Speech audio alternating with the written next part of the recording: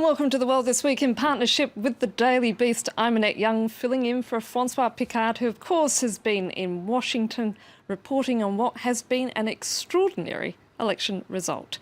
And as the world begins to process a Donald Trump victory, already we've started to see protests on the streets of American cities, not to mention an immediate redefining of what will be the White House's relationship with the media.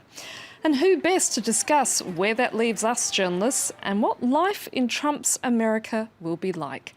But here I am, joined in the studio by no less than the Daily Beast foreign editor, Christopher Dickey. Hello, Chris. Hello. Rachel Donadio, New York Times correspondent.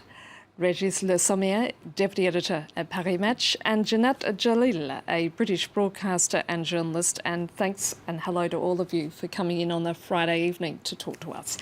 Christopher Dickey, let me start with you. Once again, the polls and the pundits got it wrong, not to mention the media ourselves. So how much mea culpa should we indulge in?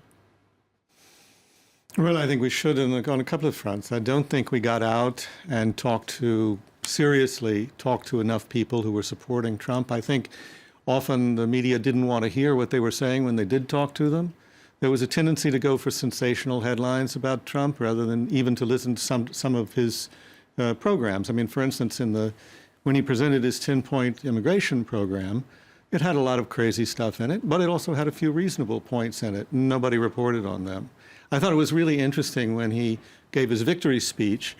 He emphasized building the infrastructure of the United States, or rebuilding the infrastructure of the United States. Who couldn't get behind that as a general principle? But he almost never saw that reported, or it was a very minor report, because he himself was playing the media. He was putting out a lot of raw meat that he knew would get picked up, and it would get him a lot of publicity. So now we're in a position of, looking for some silver lining here, but it's a little like looking for a coin that somebody swallowed when it comes out the other end. It's just full of other stuff. And it's going to be very difficult to cover him in a balanced way because he's now very hostile to the press and he's not attached to facts at all. And he has people coming into his cabinet, it appears, who are hostile to science, hostile to all kinds of things that we used to think made for a modern society. So we'll see how it goes. Rachel, it does appear that the media is now very clearly an enemy of the state.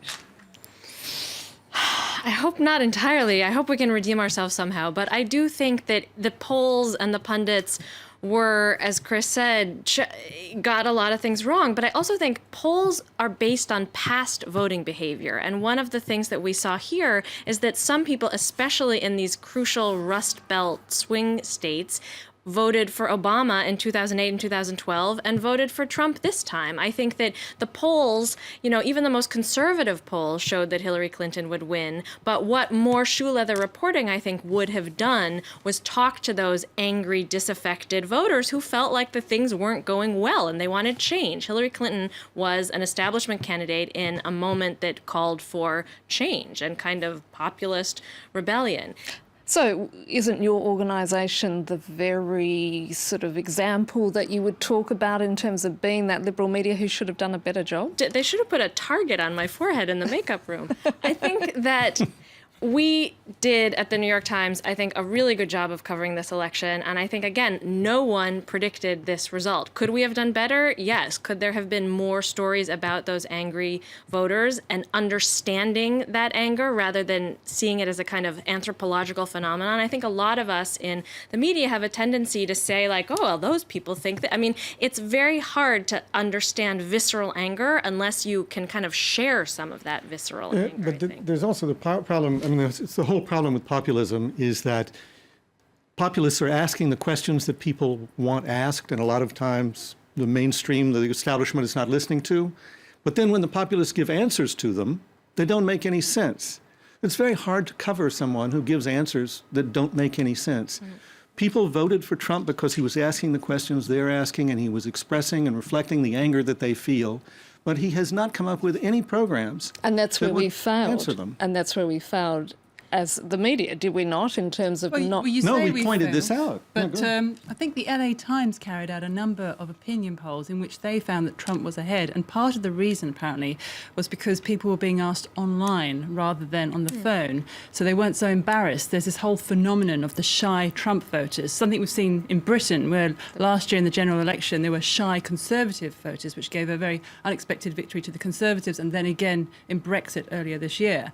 So people feel that they're going to be branded as racist or stupid if they say that they're supporting Trump, so they don't give out their opinions. And I think there was also a big criticism of journalists, that they tend to be in cities, they tend to not get out enough, particularly into the Rust Belts, because Donald Trump targeted those 4 key blue states, traditionally kind of Democrat states, blue-collar workers, who felt that the Democrats had let them down, and they turned to Trump because they felt he was giving them the answers they were looking for. And they were being taken for granted by That the strategy Democrats. worked. Absolutely. Yeah. I mean, I think Peter Thiel, the billionaire investor, who's a highly contentious person, he made, I thought, quite accurate observation. He said that the media took Trump literally but not seriously, whereas a lot of his supporters took him seriously but not literally. Regis, you have something That's to... a good quote, but I don't think Trump needs the media. I think he was elected against us, and the very fact that disaffection people have them against the media.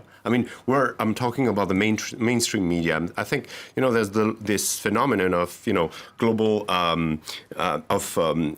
social network now that makes us less important than we were before. People find sources on on lots of different platforms online, and they don't need to open CNN, or they don't need to watch ABC or to read the New York Times anymore. That's not. I'm talking about in terms of opinion making. We don't have that influence that we used to have. And that's all thanks to the digital revolution and social media. Yes, it is. It is definitely. There's new platform. I mean, that doesn't mean that the opinion is not made, but it's most of the time made against. What you find on social network are opinionated type of journalism. I won't call it all the time journalism, but people that give their opinion, and that doesn't fit with the New York Times line or other network. And quite frankly, this time around, Donald Trump was able to speak to these people, but was able to go around us, basically.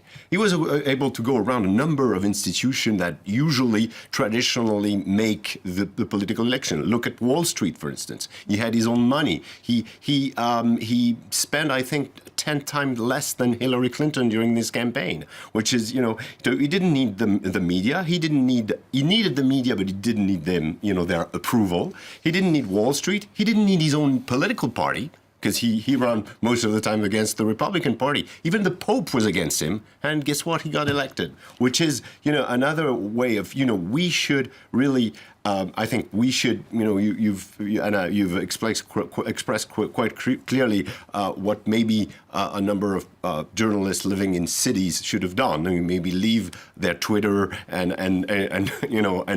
stop expressing our opinion. Just do reporting. Can I just ask? There was so much, especially on the last leg of the campaign, where you had like 182 media that endorsed Hillary Clinton and only 2 that endorsed Donald Trump, including people that like USA Today or Variety who never endorsed anyone before. I mean, that was we went over the top. I mean, we didn't really. No, but we went all. I just want to ask you a question as a Trump. French journalist. Yes. Because the next election that we're all going to be looking at is the French presidential election. Are we going to see a trifecta? And given what you've just been saying here, are you telling your journalists at Paris Match to sort of head out of Paris and head into the northern parts of the country and basically take lessons from what you've just seen in the UK and the US? Well, it's something that I've personally I've covered campaign wars during 20 years, so I'm a reporter. I believe that the the main role of a journalist is not to give him his opinion, is to go on the field and sometimes be able to report things that you don't like, that your opinion is against. I think that the best journalism is someone, you go on the field and you don't find what you expected. Can I also just add one point about the media, which is in the early stages of Donald Trump's campaign, the media saw him as a joke. And they gave him huge coverage because he was ratings gold dust. He was just so entertaining. They thought, haha, this is going to just keep people interested. It got their audience figures up. And they thought, oh, eventually he'll drop out. He won't make it as a Republican nominee. Then he did. And then it was right up until the end. They thought, oh, yes, Hillary Clinton will beat him. So the media actually gave him a huge amount of coverage and actually boosted his campaign. Sure, they did. But the other thing that Régis in his very good analysis left out is the role of talk radio and people like Rush Limbaugh in the United States, who are people are driving in their cars, they're hearing Fox News, Rush Limbaugh, these guys, Alex Jones, these people are putting forth all kinds of ideas that Trump capitalized on. It's like he took their playbook and said, I'm just going to run on their platform. So they loved him and they pushed him and they pushed their listeners. And then when they pushed their listeners pick that up and they put it on social media and away it goes. Now, before we go any further, let's just take a listen to what this MSNBC reporter, or rather had occurred to this MSNBC reporter, getting an earful from a Trump supporter in the last night. Why don't you get on camera that he recruited immigrants to help him build towers so he could put them up? Oh, you don't get that on camera, right? This is what you get on camera. This is what you get on camera, right? And you edit it accordingly. You wait until they bait him, and then you edit it, right? You don't include the fact that we have an awesome president now who took a step down from unappreciative motherfucker. Yep, another example of a very angry Trump supporter, Christopher. No. Bernie Sanders, more like. No, she's attacking that reporter because she's on the left. And she's saying, you haven't reported enough about how Trump hired illegal aliens and he did all this kind of thing. And that's why we've got this SOB as president. That's what she's saying, because that's what she's in those protests in New York. And one of the ironies is that Trump came out, his first tweet as president, and he blames the media for those protests. But everybody who covered those protests was running into that. Right. They knew that those people hate the media. I'm sorry, I was under the impression Everybody she did actually have a Trump T-shirt on. Well, she may have been joking, because what she was saying was not pro-Trump at all. Anyway, but while we're waiting to see who's going to be in Trump's cabinet, we're starting to get a taste of what may be ahead in terms of how he's treating the media, blaming them for protests via Twitter, failing to contact the media when he turned up to meet President Obama yesterday. This is really a new world order. Yeah, great. I mean, it's good to give a little nudge to the media, especially in Washington. They're used to a certain kind of a way of working. Let him shake them up a little bit. It's going to be difficult for him to do without them for a very long time, although he's going to try. But also look at the narcissism of this guy. Look at that first tweet where he attacks the media. He not only blames them for inspiring these left-wing protests against him, he then says, very unfair. Well, it sounds like a 3-year-old, right? No, very unfair. You have to give him credit for, this guy has been attacked constantly for the past 2 weeks. I'm talking about the last leg of the campaign. That was insane. I was, the only piece that I saw, one of the only ones, I must give credit to the New York Times, one of their reporters went on the field and really started talking to, and he made what was interesting in that particular piece is that he met a lot of people that had never voted before. Mm-hmm. And that were about to vote for Trump and that were rooting for Trump. So the phenomenon was there. But the rest of the press was a pack against him. It was like there was no fair and balance. It was just hammer, hammer, hammer. Oh, so now he's elected president. You can't blame it from going after the press for what they've done to him. No, the problem with the press was that it understood Trump, but it didn't understand his voters. Yeah, that was the problem. Yeah. Given that he's been taking advice, Rachel, from Vladimir Putin's team, apparently, so Moscow's declaring. The Russians said it. The Russians have said it. Do you think that you could see the creation of a Russia Today style network in the US? Look, you can argue that some of the networks Fox News is not Russia Today, but it has its line and it kind of creates certain stories, and that's helped drive the Trump voters.